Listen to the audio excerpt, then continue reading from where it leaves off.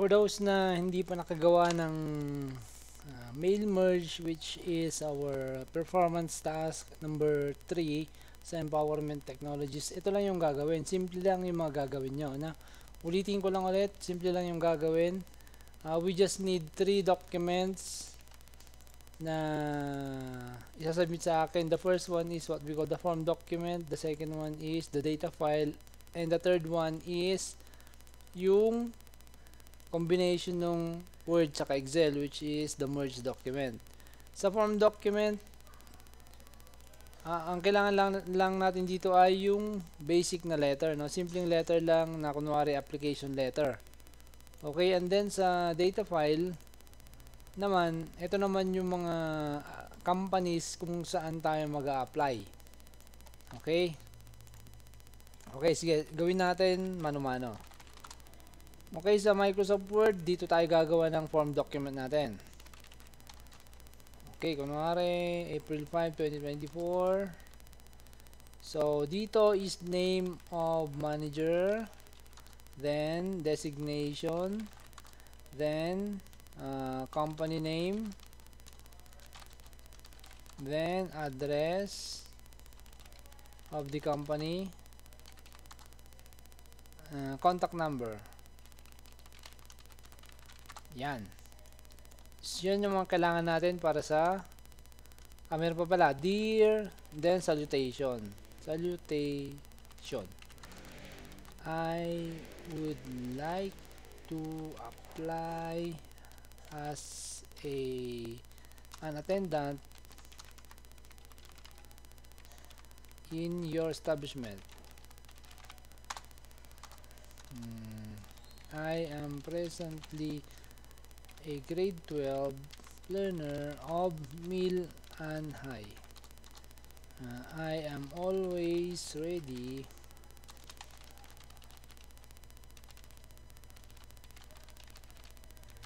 yes. Ayun, ilalagay nyo dito yung name nyo, your name, and applicant, kunwari. Yan.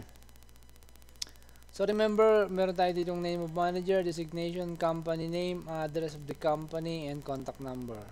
So dear salutation, itong salutation dito is kung ano ba siya dito sa, kung ano ba si general manager, isa ba siyang engineer, isa ba siyang doktor, yan. So okay, so i-save natin to, no? Save. Bakit nag-read yung of natin? At daw, yan. Save natin. We place it sa desktop muna, no? Then i-overwrite natin yung form document dito kanina. Wala na. Form document. Yan. I-overwrite natin. Yes. Okay. So okay na to, no? Okay na tong form document natin. Next is yung data file naman natin, data file. So sa data file, Excel naman yan, Microsoft Excel. Sa first column, lagyan lang natin number yan, number. And then we have salutation. We have last name, first name, designation, we have company name, company address, and contact number. Yan. Adjust natin to para kitang-kita yung mga entries natin. Yan. Okay. Number 1, kunwari, engineer.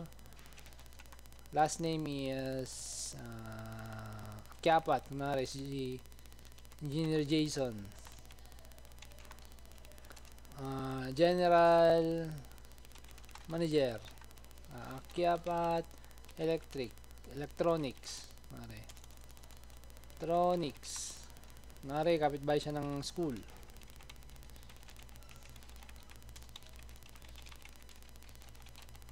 Then contact number 09.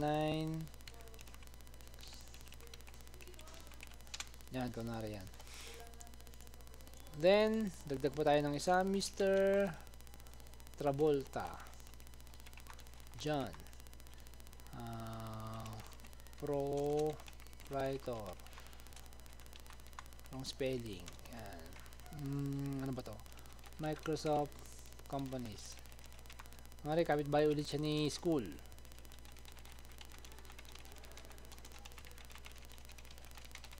Then, yan. Sobra. Next, isa pa. Miss Kidman. Sales clerk, kunwari.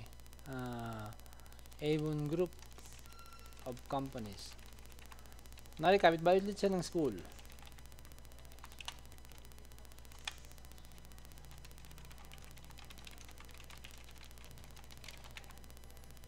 Uh, 09.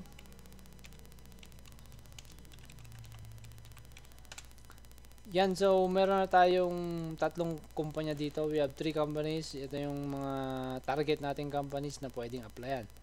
Okay, now I will now save this file as data file. Data file. Save natin sa desktop para magkatabi sila ni form document, no? Data file. Remember, Excel yan, no? Excel. So meron tayong Word, meron tayong Excel. Yan. So, ang kulang na lang ay yung pangatlo, yung merge document. Okay, so we are going to open again form document para i-merge natin dun sa data file. Data file.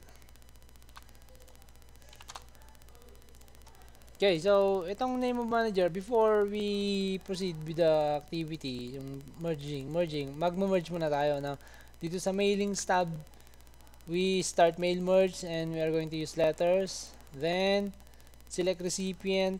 Since meron na tayong data file na ginawa kanina, we are going to use an existing list. Anong pangalan ni list? Nasa desktop natin, ang pangalan niya ay data file. Yan.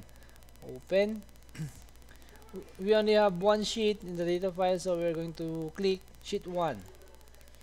Okay, so mag-insert na tayo ng mga fields. The first one is, ang insert natin ay yung, since this is the name of the manager, mauna si first name and then last name. So tanggalin na natin itong si yan, natanggal na. And then next field is the last name. Yan. Tapos itong pangalawang field, we have the designation. Yan. Then we have the company name. Yan. Oops. Na doble. Yan. Then we have the address of the company. Address. And then we have the contact number. Contact number. Yan. Oops, may kulang. Dito, isiksik natin si salutation.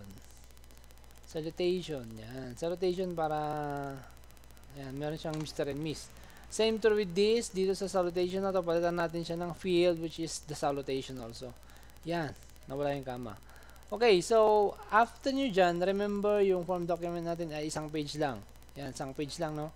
Page 1 of 1. Yan, print and merge tayo. Print and merge. Yan, print and merge. Print documents. And then, select all. Dito, mamimili lang kayo ng printer na pwedeng gumawa ng PDF. Like, for example, this one, meron akong dalawa dito. Pero ito na lang pipiliin ko, no? Microsoft Print to PDF. Yan. Click, and then click OK. Now, ilagay din natin siya sa desktop. Ang pangalan niya ay merge document. Yan. Then, save. Bang. Okay. So, i-close na natin to. Sige, save. Yan. Ito na si merge document natin. Si merge document, meron siyang 3 pages. Ayan, 3 pages. Yung first page, the first page being the page for Mr. Jason Aquiapat. The second page, Mr. John Travolta. The third page is Miss Nicole Kidman. Yan. Okay, so yun lang yung activity natin sa mail merge, no? Mas pinadali niya yung gagawin natin sana na, like for example, meron kang 10,000 na target companies na applyan soon. So basically ang gagawin mo dyan is manu-manuhin mong papalitan yung mga entries dun sa letter. Copy paste, pero pagdating ng mail merge, ang ginawa niya, siya nang gumawa ng lahat. May mali tayo dito pero okay lang yan. Dear sir, dear ma'am lang sana dapat yan. Yan, so kung ilang data ang nandito sa ating data file, siya din yung magiging number of pages sa ating PDF file. So yun, pinadali niya yung trabaho natin. So yun lang, ganun lang kasimple yung ating merge document. Para sa performance task number 3.